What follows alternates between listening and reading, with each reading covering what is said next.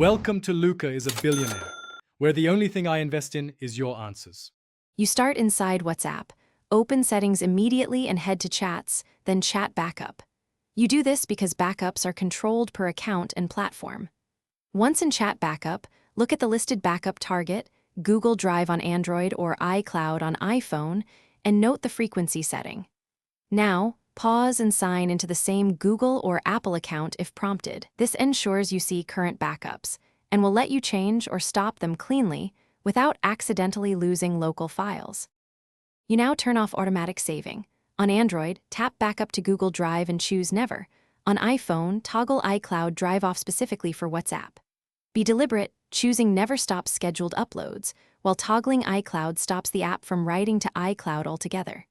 Once done, verify the last backup timestamp so you know what exists on the server. Also, make sure you don't delete the local backup if you want a recent copy on your device. That file remains until you remove it. You finish by removing any existing cloud backups you no longer want. For Google Drive, go to Drive. Google.com, open Backups, find WhatsApp and delete it. For iCloud, open iPhone settings, right arrow Apple ID, right arrow iCloud, right arrow Manage Storage, select WhatsApp and delete the backup. Once removed, restart WhatsApp so the app registers the change. If something goes wrong, first confirm you're signed into the same cloud account and check network. If backups still appear, clear app cache or sign out and back in to refresh. Thanks for watching and please subscribe. It's the best investment you'll ever make.